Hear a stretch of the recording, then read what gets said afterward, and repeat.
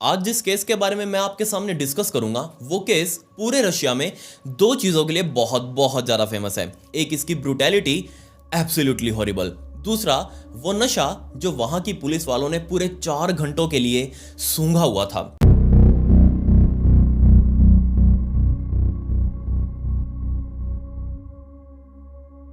13 जनवरी 2021 के दिन रशिया के कोमरोव इलाके में 23 साल की वेरा पोक्तलव नाम की एक लड़की अपनी यूनिवर्सिटी के हॉस्टल रूम में अपनी रूममेट के साथ बेड पर बैठकर उसको समझा रही थी कि मेरे पास उसका फोन आ चुका है और अब मुझे मेरा सामान लेने जाना पड़ेगा। अब जैसे ये बात उसकी रूममेट ने सुनी, उसको बहुत अजीब सा लगा क्योंकि उसका मन नहीं था कि यहाँ वेरा को भेजने का कि वो जाकर सामान लेकर आए। असल में वेरा का बहुत सारा सामान जिसके साथ वो पहले रहा करती थी उसमें छूट चुका था और जब वो वापस वहां से आकर हॉस्टल रूम में शिफ्ट हुई थी तब वो बहुत थोड़ा सा सामान लेकर आई थी और उसने काफी बार जहां वो पहले रहा करती थी उसके पास फोन कर करके कहा था कि मुझे मेरा सामान दे दो, मुझे मेरा सामान दे दो, मैं लेने आ जाती हूँ। बट जो वो साथ उसके रह रहा था उसने साफ मना कर दिया कि नहीं, मैं अभी तुम्हारा सामान नहीं दूंगा, या फिर जब मुझे टाइम होगा तब मैं तुम्हें बुला लूंगा और तुम आकर अपना सामान ले जाना। सो फाइनली 12 जनवरी 2021 के दिन वेरा के पास वो फोन आ चुका था कि तुम अपना सामान लेने यहाँ आ सकती हो वापस।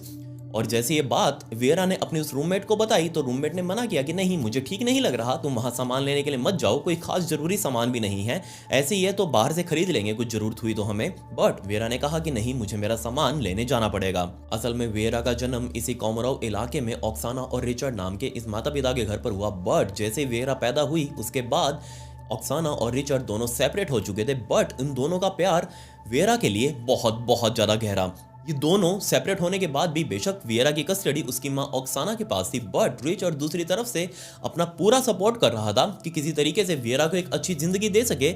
बल्कि यहाँ ऑक्साना ने दूसरी शादी भी कर ली थी, लेकिन फिर भी रिचर्ड अपनी तरफ से पैसे वगैरह भेजता, कंटिन्यूअसली वो वेरा से मिलने के लिए आता कि अगर तुम्हें कुछ भी जरूरत हो तुम मुझे बता सकती हो। धीरे धीरे ऑक्साना की कस्टडी में रहते हुए वेरा ने अपनी स्कूलिंग पूरी करी और हायर स्टडीज के लिए यही कोमरोव की एक यूनिवर्सिटी में वेरा ने एडमिशन भी ले लिया और अब उसकी स्टडीज बहुत अच्छी चल रही थी। बट यही यूनिवर्सिटी में पढ़ते हुए सन 2019 में वेरा को एक व्लाड नाम का लड़का मिला और जैसे इन दोनों ने पहली बार एक दूसरे को देखा यूनिवर्सिटी में, दोनों के साथ लव एट फर्स्ट साइट वाला सीन था। जल्दी ही व्लाड और वेरा ने एक दूसरे को डेट करना शुरू कर दिया। बट डेट करते अभी कुछ ही टाइम बीता था कि व्लाड ने वेरा को एक आइडिया दिया कि क्यों ना हम यहाँ यूनिवर्सिटी के हॉस्टल से निकलकर बाहर कहीं अपना कोई फ्लैट वगैरह ले लें, वहां आराम से रहेंगे, लिव इन में रहेंगे और इससे हमारी जिंदगी और अच्छी बन पाएगी, हम एक दूसरे को और अच्छे से समझ पाएंगे। ये आइडिया वेरा को भी बहुत पसंद आया। इन लोगों ने पास ही के इलाके में इस फ्लैट नंबर 738 को रेंट पर लिया। अब ये दोनों लोग इसके अंदर शिफ्ट तो हो चुके थे, बट यहाँ दिक्कत ये थी कि यहाँ शिफ्ट होने के बाद वेरा ने अपने माता पिता को व्लाड के बारे में बताया कि मैं इस लड़के के साथ इस कमरे में रह रही हूँ, इस फ्लैट में रह रही हूँ और हम दोनों एक दूसरे से प्यार करते हैं और आगे चलकर शादी भी करने वाले हैं। बट जैसी ये बात ऑक्साना और रिचर्ड ने सुनी तो उनको लगा कि एक बार हमें लड़के से मिलना चाहिए, हमें उसको देखना चाहिए कि आखिर ये हमारी लड़की के लिए परफेक्ट है भी या नहीं। तो जल्दी ऑक्साना और रिचर्ड यहाँ इस फ्लैट नंबर 738 के ऊपर आए और यहाँ आकर व्लाड से भी मिले, अपनी बेटी वेरा से भी मिले, दोनों को देखकर बहुत ज्यादा खुश। बट यहाँ से बाहर निकलते ही ऑक्साना ने वेरा को कॉल करके बोल दिया कि नहीं, ये लड़का मुझे कुछ ठीक नहीं लग रहा, मुझे नहीं लगता कि तुम इसके साथ सेफ रहोगी। बट दोबारा से वेरा ने अपनी माँ को कंपेल करना शुरू कर दिया कि नहीं, मैं इससे बहुत ज़्यादा प्यार करती हूँ, मुझे इसके बारे में पता है, आप बिल्कुल भी इस बात की टेंशन मत लो। दूसरी तरफ रिचर्ड ने भी वेरा को कॉल करके समझाया कि नहीं, मुझे लड़का समझ में नहीं है, ये बहुत ही अजीब सा बिहेव कर रहा था जब हम आए थे। लेकिन दोबारा से वेरा ने अपने पिता को कंपेल करना शुरू कर दिया कि नहीं, हम दोनों एक साथ रहने वाले हैं और ये हमने फाइनल डिसीजन ले लिया है। अब यहाँ व्लाड और वेरा को रहते हुए इस फ्लैट के अंदर तकरीबन 3 से 3.5 महीने ही बीते थे और यहाँ व्लाड ने अपने रंग दिखाने शुरू कर दिए। सबसे पहले उसने इस फ्लैट का रेंट देना क्लियर कट मना कर दिया वेरा को, नहीं, मैं कोई पैसा वैसा नहीं कमाता और ना ही मैं अपने माता पिता से पैसे मंगवा सकता हूँ इसका रेंट वगैरह देने के लिए, बल्कि वेरा ने खुद अपने माता पिता से रेंट मंगवा कर इसका किराया दिया। इनफैक्ट कुछ ही टाइम बाद व्लाड ने इस घर के कामकाज को भी करना बंद कर दिया। कोई भी छोटे मोटे काम थे जैसे साफ सफाई करना, कुछ खाना वाना बनाना, वो क्लियर कट उसने मना कर दिया, जो कि ऑब्वियसली वेरा को भी बहुत अजीब लगा। लेकिन ये बात उसने अपनी माता पिता के साथ भी डिस्कस करी कि ना तो वो रेंट दे रहा है, ना ही वो मेरे कोई हेल्प कर रहा है किसी भी काम के अंदर। तो उसके माता पिता ने कहा कि हम तो तुम्हें पहले ही कह रहे थे कि लड़का हमें कुछ ठीक नहीं लगा, इससे जितनी जल्दी हो सके तुम दूरी बनाकर रख लो।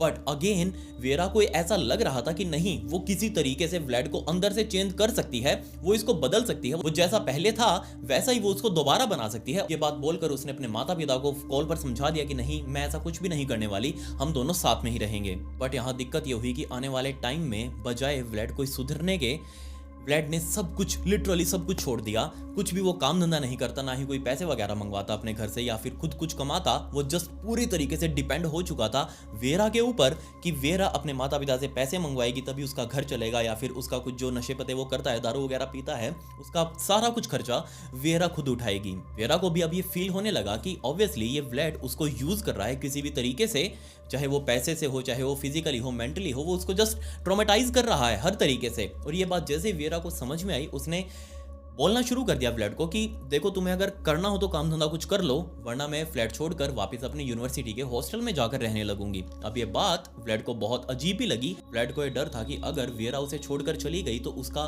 खर्चा कौन भुगतेगा, कौन उसको पालेगा, कौन उसके लिए खाना वाना बनाएगा, और उसको दारू कौन पिलाएगा, और सबसे इंपॉर्टेंट वो रहेगा कहाँ पर, क्योंकि उसने भी यूनिवर्सिटी हॉस्टल छोड़ दिया था। लेकिन अब वेरा को कुछ ना कुछ तो करना था यहाँ से निकलने के लिए। व्लेड ने अब फोन कर करके वेरा के भाई स्टैनिस्लैव को धमकाना शुरू कर दिया कि तुम अपनी बहन को समझाओ कि वो मुझे छोड़कर जाने की बात मुझे ना बोले, क्योंकि ये चीज मुझे पसंद नहीं। अगर वो मुझे छोड़कर गई तो ना सिर्फ मैं तुम्हें बल्कि उसको बहुत बहुत ज्यादा नुकसान पहुंचाऊंगा। अब यह बात जैसे स्टैनिस्लैव ने सुनी, उसने तुरंत अपनी बहन को फोन किया और बताया कि ये व्लेड मुझे ऐसे ऐसे क्यों बोल रहा है। वेरा ने सारा कुछ अपने भाई स्टैनिस्लैव के आगे बताया कि वो उसके साथ क्या कुछ कर रहा है, इतने टाइम से वो उसको यूज कर रहा है, ना सिर्फ फाइनेंशियली बल्कि मेंटली और फिजिकली, तीनों तरीके से। और अब मुझे यहाँ से किसी भी तरीके से निकलना है। बदकिस्मती से उस टाइम पर स्टैनिस्लैव ने अगर कोई एक्शन ले लिया होता तो मैं आज ये वीडियो नहीं बना रहा होता। बट स्टैनिस्लैव ने उस कॉल को वहीं ये बात करके इग्नोर कर दिया और उसके बाद उसके ऊपर कोई फॉलोअप भी नहीं लिया और टाइम ऐसे ही निकलता रहा।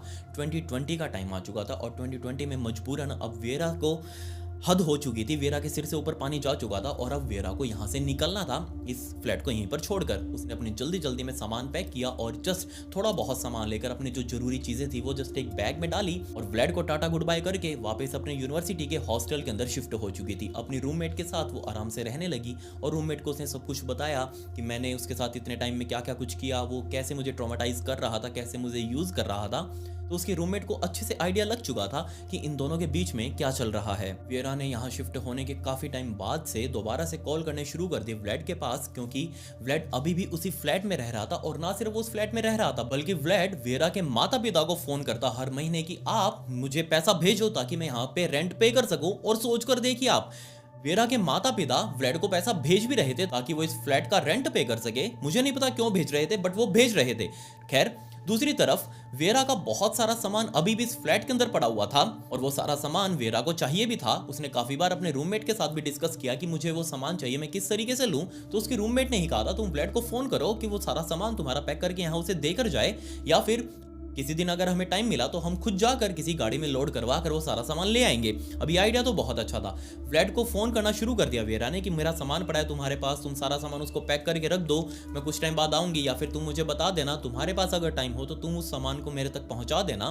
व्लेड ने भी कहा कोई दिक्कत नहीं है। पर दिन ऐसे ही निकलते रहे। ये व्लेड वेरा को गोलियां देता रहा कि आज आ जाना, कल आ जाना, या फिर कभी और आ जाना, मैं खुद दे जाऊंगा, ऐसे ऐसे गोलियां देता रहा।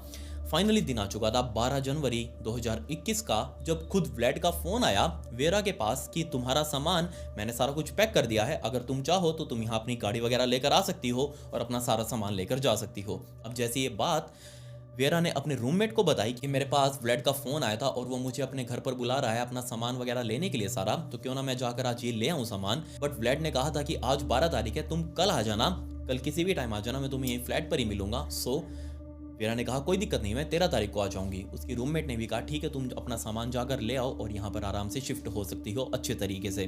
13 जनवरी 2021 का दिन आ चुका था। दोपहर के टाइम पर वेरा एक कैब करके उसी फ्लैट नंबर 738 में गई। दरवाजा खटखटाया, सामने से व्लेड ने दरवाजा खोला, वेरा अंदर आई, दरवाजा वापस बंद किया और दोनों जाकर सोफे के ऊपर बैठ चुके थे। वेरा अब जल्दी में थी क्योंकि उसको अब गाड़ी भी बुलानी थी, अपना सारा सामान लोड करवाना था और वापस यूनिवर्सिटी हॉस्टल में उसको शिफ्ट करवाना था। अब जैसे ये दोनों बैठकर बातें कर रहे थे तभी व्लेड ने कहा कि क्यों ना तुम आज रात मेरे पास रुक जाओ, ये सामान तुम कल ले जाना, मैं खुद तुम्हारे साथ चलूंगा ये सामान छुड़वाने के लिए। बट वेरा ने क्लियर कट मना कर दिया कि नहीं, मैं आज तुम्हारे साथ नहीं रुक सकती। बट दोबारा से व्लेड ने उसके सामने रिक्वेस्ट करना शुरू कर दिया कि प्लीज आज की रात हम थोड़ा पार्टी वार्टी करते हैं, हमारे जो पुराने मोमेंट्स थे उन मोमेंट्स को रिकॉल करते हैं, हमारी बहुत प्यारी प्यारी मेमोरीज थी, हम उनको रिकॉल करके दारू वगैरह पियेंगे और एक अच्छा टाइम स्पेंड करेंगे। मुझे कोई दिक्कत नहीं है, कल तुम अपना सामान ले जाना किसी भी हालत में। और ये बात बोलकर व्लेड ने साइड में रखी उस बोतल को उठाया, 2 गिलास उठाए, सामने बड़ी टेबल पर गिलास रख के दोनों में दारू डाली, पानी डाला। अब दोनों ये पैग मारने वाले थे।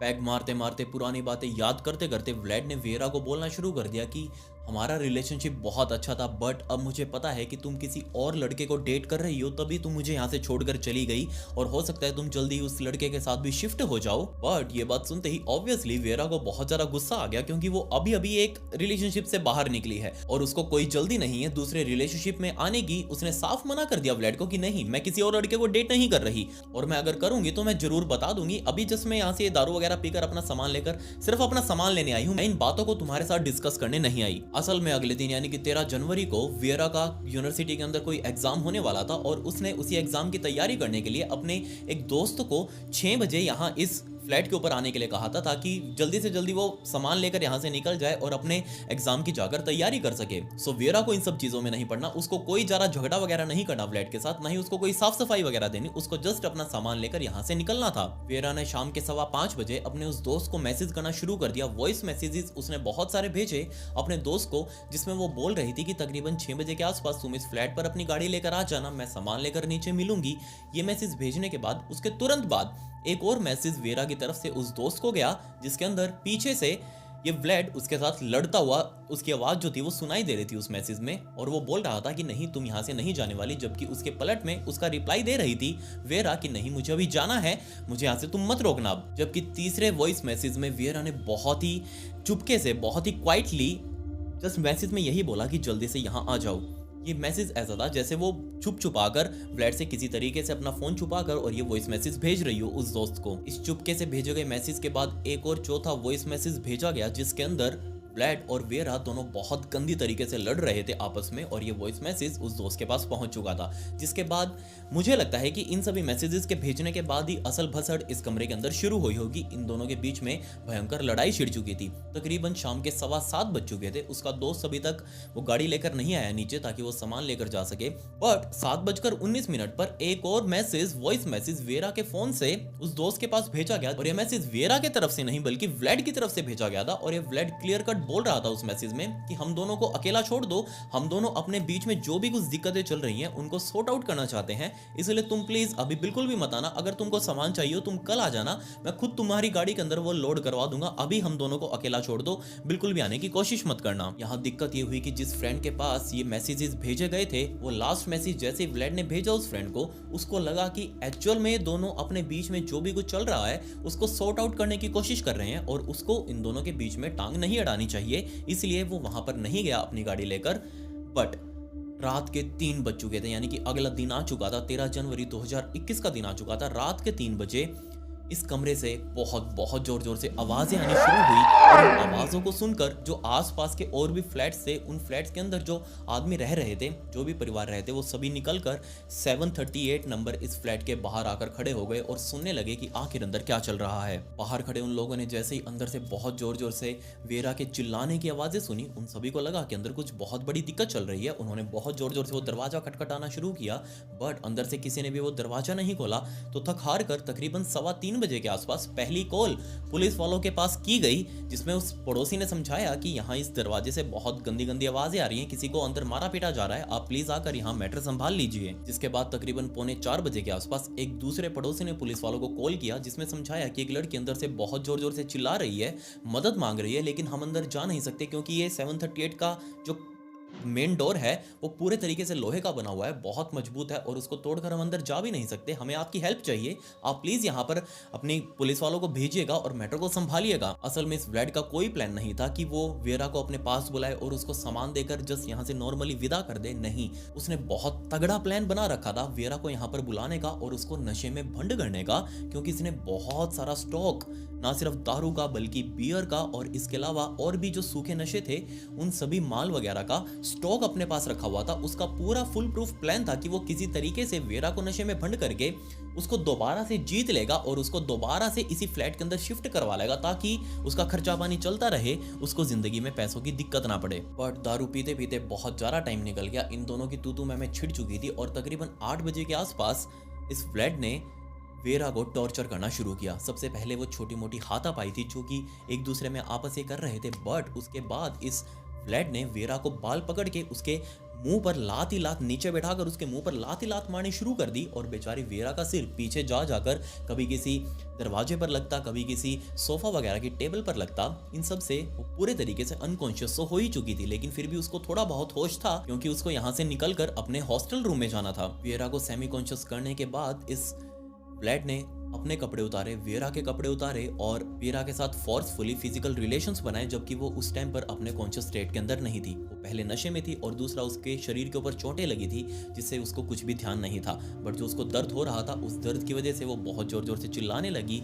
अब यहाँ असली दिक्कत शुरू हुई इस व्लेड को, क्योंकि ये चिल्लाने की आवाज़ें इस फ्लैट से बाहर जा रही थी। आसपास के पड़ोसी इसे सुन रहे थे और जब इन पड़ोसियों ने पुलिस वालों के पास कॉल करना शुरू किया, उस टाइम पर कॉल पर पीछे से पुलिस वाले खुद वीरा की चिल्लाहटों को सुन पा रहे थे, क्योंकि उस टाइम पर लिटरली 3 बजे के आसपास वीरा इस फ्लैट के अंदर बिल्कुल उसके पास लेटी हुई थी, अपने आप को बचाने की कोशिश कर रही थी। वो चाह रही थी कि कोई किसी तरीके से इस दरवाजे को खोल दे और उसको यहाँ से बचा ले। फ्लैट ने बहुत डरते डरते वीरा को उस गेट से दूर खींचना शुरू कर दिया ताकि वो उसको अंदर ला सके और उसकी आवाजें बाहर तक ना जा सके। और उसको चुप करवाने के लिए वो बार बार उसके ऊपर बैठकर उसके मुंह के ऊपर हाथ रखता, उसको दबाता ताकि उसकी आवाजें ना निकल पाए। बट फिर भी वीरा किसी तरीके से बहुत जोर जोर से चिल्ला रही थी। और अब फाइनली वीरा को चुप करवाने के लिए वो अपनी किचन से, जो उसी फ्लैट की किचन थी, उस किचन में गया, वहां से एक चाकू उठाकर लाया और दोबारा से आकर वीरा के ऊपर बैठकर उसके छाती में 5 बार चाकू घोंपे। बट मिरेकली अभी भी वीरा पूरे तरीके से कॉन्शियस थी और वो जिंदा थी। पूरे 3.5 घंटे बीत चुके थे पहली कॉल किए हुए, मतलब कि सुबह के 6:30 बजे के आसपास का टाइम हो चुका था और अभी भी भयंकर चिल्लाहटें अंदर से आ रही थी। जो भी लोग बाहर खड़े थे, जितने भी पड़ोसी थे, उन लोगों ने टोटल 7 कॉल्स करी पुलिस वालों को कि आप प्लीज आ जाओ, यहाँ मैटर को संभाल लो। बट पुलिस वाले क्यों नहीं आए इसके बारे में आपको आगे पता चलेगा। बट यहाँ अभी तक कोई नहीं पहुंचा और वीरा अभी भी बहुत भयंकर रूप से चिल्ला रही थी। और 6:35 के आसपास वीरा की सारी चीखें, सब कुछ शांत हो चुका था और अब फाइनली व्लेड की आवाज़ सुनाई दी, जो कि बहुत जोर जोर से माफ़ी मांग रहा था कि वीरा मुझे माफ़ कर दो, मैं तुमसे बहुत प्यार करता हूँ। ये कहकर दरवाजे के साइड में रखी हुई एक बहुत बड़ी लोहे की रोड उसने उठाई और सीधा वीरा के सिर में पीछे की तरफ देकर मारी। और ये हमला इतना ज़्यादा भयंकर था कि एक ही वार में बेचारे वीरा के स्कल, वीरा का जो खोपड़ी थी, वो अंदर से चकनाचूर हो चुकी थी, उसका दिमाग फटकर बाहर आ चुका था। बट ये व्लेड अभी भी नहीं रुका। इसको लग रहा था कि वीरा दोबारा से चिल्लाने लगेगी, लेकिन अब फाइनली उसको पूरे तरीके से चुप कराने के लिए उसने अपने लैंडलाइन की तार को निकाला और उस तार को बेचारी नीचे पड़ी वीरा, जो कि पूरे तरीके से खून में लथपथ थी, उस वीरा के चेहरे को पीछे से उठाया और उसके चारों तरफ वो फोन की तार बांधकर उसको इतनी जोर लगाकर खींचा। सोच कर देखिए कि ये तार खींचते टाइम अंदर से कुछ स्किन को चीरने जैसी आवाजें आई थी। पुलिस वाले अभी भी मौके पर नहीं आए और फाइनली जो ये पड़ोसी थे, यही कहीं से कोई वो बहुत बड़ी लोहे की राड सी ढूंढ के ले गए आए। आगे से वो पैनी सी थी, इससे वो गेट को तोड़ना चाह रहे थे क्योंकि वो पुलिस वालों के भरोसे अब नहीं रह सकते। वीरा को बाहर भी निकालना था। सुबह भी हो चुकी थी, दुकानें खुल चुकी थी। एक दुकान से वो बड़ी सारी रोड खरीद कर लेकर आए और इन सभी लोगों ने मिलकर बारी बारी से इस गेट को तोड़ना शुरू कर दिया। और एक बहुत लंबे टाइम बाद इस दरवाजे से लड़ने के बाद, क्योंकि दरवाजा लोहे का था, इसको तोड़ने में टाइम लगने वाला था, फाइनली इस दरवाजे को तोड़ने के बाद जैसे ये लोग अंदर घुसे, अंदर का हाल देखकर हर कोई हैरान था। वो ना सिर्फ फर्श पर था बल्कि कमरे की हर दीवारों पर, ना सिर्फ दीवारों पर बल्कि कमरे की छत पर भी खून ही खून लगा हुआ था। और दरवाजे के खुलते ही 3 कदम अंदर चलने के बाद नीचे बेचारी वीरा की लाइफलेस बॉडी पड़ी हुई थी, वो भी पूरे तरीके से न्यूड, एक भी कपड़ा उसके शरीर पर नहीं। भयंकर हालत में उसको टॉर्चर किया गया था। और जब इन लोगों ने व्लेड को ढूंढा तो व्लेड इस फ्लैट के बाथरूम में, वो भी अधनंगा दारू के नशे में भंड बेहोशी की हालत में पड़ा हुआ था। व्लेड के हाथ में अभी भी वो चाकू जिससे उसने पहली बार वार किया था वीरा के ऊपर, उसको चुप करवाने के लिए वो हाथ में चाकू अभी भी पकड़कर वो बाथरूम में लेटा हुआ था। खैर लोगों ने व्लेड को पकड़ा और पूरे बिल्डिंग के अंदर हो हल्ला मच चुका था कि वीरा के साथ ये सब कुछ हुआ है, बहुत तगड़ा मर्डर हुआ है। वीरा की बॉडी को कब्जे में लेने के बाद फाइनली दोबारा से पड़ोसियों ने पुलिस वालों को फोन किया कि बाबूजी अब तो आ जाओ, अब तो यहाँ पर सारा मामला भी निपट चुका है, अब तो हम आपको कह ही नहीं रहे कि यहाँ पर आकर वीरा को आप बचा लो, अब उसकी बॉडी को तो अपने कब्जे में ले लो।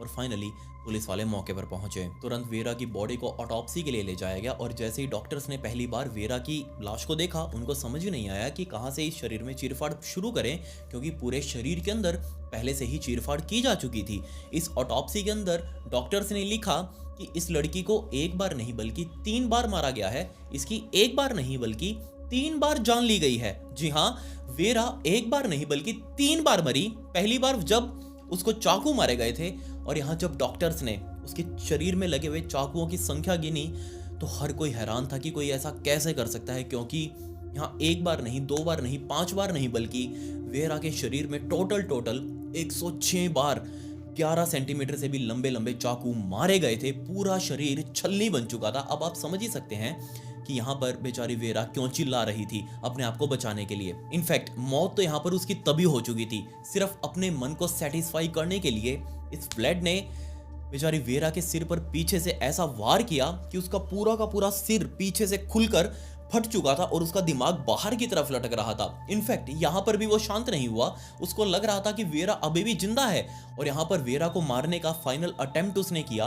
वो अपने लैंडलाइन की तार को निकाल कर लेकर आया और वेरा के गले में चारों तरफ लपेट कर उसके ऊपर बैठकर इतनी जोर से खींचा कि बेचारी की स्किन यहाँ से कट चुकी थी और वो तार लिटरली कट के गला अंदर तक जा चुकी थी। जैसे ये केस लोकल न्यूज चैनल्स में चला, इस केस ने देखते ही देखते आग पकड़ ली। पूरे रशिया के अंदर इस केस के बारे में लोग बात कर रहे थे। इसलिए बात नहीं कर रहे थे कि यहाँ वेरा का मर्डर हुआ है, बल्कि इसलिए बात कर रहे थे कि यहाँ पर मौका था वेरा को बचाने का, क्योंकि 3.5 घंटे थोड़े नहीं होते। रशिया जैसे देश के अंदर जहाँ सिक्योरिटी इतनी ज़्यादा पावरफुल है, वहाँ की पुलिस वाले बहुत ज़्यादा पावरफुल है, और वो ऐसा काम करेंगे कोई भी विश्वास नहीं कर रहा था। सभी लोग बस ये मान रहे थे कि आखिर अगर ऐसा हुआ है तो कैसे हुआ, पुलिस वालों ने अपनी ड्यूटी क्यों नहीं करी। जब पहली कॉल आई थी 3 बजे के आसपास, तभी पुलिस वालों ने अपनी गाड़ी क्यों नहीं भेजी यहाँ मौके पर ये छानबीन करने के लिए। तब यहाँ पर जो मौके पर उस टाइम पर इंचार्ज था इस पुलिस स्टेशन का, माइकल बोसलोव, जब उससे पूछा गया कि हाँ जी बाबूजी बताओ, जब आपके पास कॉल आई थी तब आप क्या कर रहे थे, तब उसने सीसीटीवी फुटेज दिखाई अपने पूरे उस रूम की, कॉलिंग रूम की, जहाँ पर वो कॉल्स आ रही थी। उस टाइम पर ये पुलिस वाले कोई तो चाय पी रहा है। दूसरी बात, ये लोग इस बात से परेशान नहीं है कि कॉल आ रही है और उसके अंदर किसी महिला के ऊपर टॉर्चर होने के बारे में बताया जा रहा है, उसकी जान खतरे में बताया जा रहा है, बल्कि ये पुलिस वाले इस बात से परेशान हैं कि जो पड़ोसी ये कॉल कर रहे हैं ये किस बिहेव में उनसे बात कर रहे हैं। शायद आप इन रशियन लैंग्वेज को ना समझ पाए, बट जब मैंने इनकी ट्रांसलेशन करी तो मुझे पता चला कि ये पुलिस वाले ऑन कॉल इन पड़ोसियों से कह रहे हैं कि क्या आपको पुलिस वाले से बात करने की तमीज नहीं है। जबकि जब मर्डर हो चुका था और जब उस लेडी ने फाइनल कॉल 7 बजे किया था इस ऑफिस के अंदर, और जिस ऑफिसर ने कॉल उठाया और उसको बताया कि यहाँ पर वेरा का मर्डर हो चुका है, तो उस ऑफिसर ने कहा कि हाँ जी तो बताइए हम क्या कर सकते हैं इसमें। लिटरली ये जवाब थे इन पुलिस वालों के उन पड़ोसियों को। जब माइकल बोसलोव को इंटेरोगेशन रूम में लाया गया कि आपने यहाँ पर मदद क्यों नहीं भेजी, तो उसका जवाब सुनिए। उसने कहा कि जनाब मेरे पास सिर्फ एक ही पेट्रोल गाड़ी थी, मतलब कि एक ही पीसीआर थी, और उस पीसीआर में मैंने अपने स्टाफ को भरकर एक दूसरे केस की इन्वेस्टिगेशन के लिए भेजा हुआ था। मेरे पास पहले भी एक कॉल आई थी जिसमें एक अन्य बुजुर्ग आदमी का मर्डर हुआ था और उस क्राइम सीन पर वो पेट्रोल कार गई हुई थी। जबकि जब दूसरे पुलिस वालों ने इसकी जांच करी इस केस की, तो उसमें सामने आया कि यहाँ तो गाड़ी खड़ी थी। और जब माइकल बोसलोव से पूछा गया कि आपके पास तो गाड़ी थी, आप तो कह रहे थे कि दूसरे क्राइम सीन पर गई हुई है, आपके पास दूसरी भी तो गाड़ी थी, तब माइकल बोसलोव ने कहा कि जनाब दूसरी गाड़ी थी तो सही, बट उसके अंदर पेट्रोल नहीं था, उसके अंदर फ्यूल नहीं था। सोचकर देखिए आप कैसे कैसे बहाने अब ये पुलिस वाले बनाने वाले थे अपने आप को बचाने के लिए। ये केस कोर्ट के अंदर गया और जब जज ने इस पूरे केस की तहकीकात करी कि हाँ इस केस के अंदर क्या हुआ होगा, तो सबसे पहले उस जज ने 3 पुलिस वालों को इस केस के अंदर दोषी ठहराया कि ये लोग मेन कल्परिट हैं, क्योंकि ये लोग एक्शन ले सकते थे। अगर इनके पास तेल नहीं था गाड़ी में तो भी और बहुत सारे प्रिकॉशंस थे जो इनको लेने चाहिए थे, इनको ड्यूटी करनी चाहिए थी, लेकिन उन्होंने नहीं करी, जिसके एवज में इन तीनों के तीनों पुलिस ऑफिसर्स को ड्यूटी से सस्पेंड कर दिया गया। पर 1.5 साल के बाद ही तीनों को दोबारा से नौकरी पर रख लिया गया। यहाँ पर भी जस्टिस डिलीवर्ड नहीं हुई। और जब व्लेड को कोर्ट के अंदर पेश किया गया तो उसने अपना पूरा हॉरर बताया कि आखिर उसने वेरा को क्यों मारा। उसने कहा कि जनाब हम लोग दारू पी रहे थे और दारू पीते पीते वो बार बार जाने की जिद कर रही थी, लेकिन मेरा मन नहीं था उसको भेजने का। मैं चाह रहा था कि आज वो मेरे साथ ही सो जाए रात को ताकि हम कुछ कर सकें, बट वो बार बार जाने की जिद करने लगी। मैंने उसको रोकने की कोशिश करी, उसने मेरे ऊपर हाथापाई करी, मैंने उसके ऊपर हाथापाई कर दी और इसी बीच उसको कुछ ज़्यादा लग गई और वो नीचे गिर चुकी थी। जिसके बाद नीचे गिरते उसने जोर जोर से चिल्लाना शुरू कर दिया। मैं बस चाह रहा था कि वेरा किसी तरीके से चुप हो जाए। मैंने उसको बहुत बार कहा कि तुम चुप हो जाओ, ऐसे चिल्लाओ मत, ऐसे चिल्लाओ मत, लेकिन वेरा चुप नहीं हुई। वो लगातार चिल्लाती रही और मुझे गुस्सा आ गया। अब क्योंकि मुझे डर था कि इसकी चिल्लाहट सुनकर आसपास के पड़ोसी उठ जाएंगे और वो मेरी शिकायत पुलिस में कर देंगे, पुलिस वाले मुझे उठाकर ले जाएंगे, इसीलिए मैंने उसे बस चुप करवाने के लिए ये सब कुछ किया। बहुत ही गलत तरीके से व्लेड तूने इसको चुप करवाया। फ्यूनरल होम वालों को जब वियरा की बॉडी सौंपी गई, क्योंकि अब उसका अंतिम संस्कार करना था, और जैसा कि मैंने आपको पहले भी अपनी स्टोरीज में बता रखा है कि विदेशों में लाश को मेकअप किया जाता है उसका, ताकि सभी लोग उसको देखें तो उनको बस ऐसा लगे कि हाँ, इंसान अभी भी जिंदा है, बस सोया हुआ है, उसको देखकर किसी को भी अजीब फील ना हो। बट जब फ्यूनरल होम में वियरा की डेड बॉडी आई और जब उन लोगों ने वियरा का मेकअप करना शुरू किया तो उन लोगों ने हाथ जोड़ दिए, क्योंकि 3 दिन लग गए, 3 दिन पूरे। 3 दिनों तक वो वियरा का मेकअप करते रहे, लेकिन फिर भी वो इस हालत में वियरा की डेड बॉडी को नहीं लेकर आ पाए कि लोग उसको देख सकें। उसकी माँ ऑक्साना ने क्लियर मना कर दिया कि नहीं, मेकअप वगैरह छोड़ो, मुझे मेरी बेटी का अंतिम संस्कार करने दो। फाइनली 28 जुलाई 2022 के दिन इस केस के ऊपर फैसला आया, जिसमें इस फ्लेड को 17 सालों की जेल सुनाई गई, वो भी गैर जमानती। बट यहाँ ट्विस्ट ये था कि अप्रैल 2023 में वियरा की माँ ऑक्साना जब अपने फोन में फेसबुक चला रही थी, तब उसके सामने व्लेड की फेसबुक आईडी आ गई, और ये पोस्ट उसने रिसेंटली करी थी। उसमें अपनी आईडी पर फोटो पोस्ट की थी जिसके अंदर वो आर्मी की ड्रेस पहने हुए था, आर्मी अपनी बटालियन के साथ खड़ा था और एक बहुत ही हैप्पी स्माइल के साथ फोटो क्लिक करवा रहा था। जैसे ये चीज ऑक्साना ने देखी, उसको झटका लगा कि ये तो जेल में था, ये आर्मी में कैसे भर्ती हो गया। जी हाँ, मैं आपको बता दूं कि तकरीबन 1-1.25 साल जेल में काटने के बाद इस व्लेड को रिहा कर दिया गया, पूरे तरीके से केस से बरी कर दिया गया, और जाकर इसने तुरंत आर्मी ज्वाइन करी और आर्मी में अपनी नौकरी शुरू कर दी। ये देखते ही ऑक्साना ने दोबारा से मीडिया को बुलाया और उनके सामने प्रेस कॉन्फ्रेंस करके ये कहा कि मेरी बेटी, आज उसकी लाश कब्र के अंदर सड़ रही है, जबकि उसके कल्प्रिट आराम से अपनी नौकरी पर हैं। मेन कल्प्रिट व्लेड, जो कि आर्मी में नौकरी कर रहा है, जबकि उसके 3 सब मेन कल्प्रिट, यानी कि वो पुलिस वाले जो आकर मौके पर उनको बचा सकते थे बट वो नहीं आए, वो भी आज अपनी नौकरी के ऊपर हैं। न्याय कहाँ गया, किसको सजा मिली, कितनी सजा मिली, ये किसी को नहीं पता। आई नो ये केस बहुत बहुत ज़्यादा आम सा था, इसके अंदर कुछ भी ट्विस्ट वाला नहीं था, बट जो मैं आपको समझाना चाह रहा हूँ ये एक आई ओपनर है। हमारे भारत के अंदर ऐसी बहुत सारी लड़कियाँ बहुत ही गलत लड़कों के चक्करों में आकर अपनी ज़िंदगियाँ बर्बाद कर लेती हैं। वो उनके साथ शिफ्ट हो जाती हैं या फिर उनके साथ रिलेशनशिप बनाती हैं, और उनको लगता है कि आने वाली ज़िंदगी में बस यही लड़का उनका सब कुछ है, उसके अलावा उनकी ज़िंदगी है ही नहीं। बट आने वाले टाइम में ये लड़का जब अपने असल रंग दिखाता है, असल अपना रूप दिखाता है, तब उन लड़कियों को पता चलता है कि नहीं, ये लड़का तो गलत है। बट तब तक बहुत बहुत देर हो चुकी होती है। मैं ये बात सिर्फ लड़कियों को नहीं समझा रहा, बल्कि लड़के भी ऐसे बहुत सारे हैं जो कि डोमेस्टिक वायलेंस का शिकार हैं। उनकी पार्टनर उनके साथ मार पिटाई करती हैं, या फिर लड़के अपने पार्टनर के साथ मार पिटाई करते हैं। बहुत बहुत गंदे हालात आ चुके हैं दुनिया के अंदर। सो सिर्फ आप अपनी जिंदगी में आप किसको पार्टनर बना रहे हैं, ये आप सोच लें, क्योंकि ये आपका फैसला जिंदगी भर रहेगा।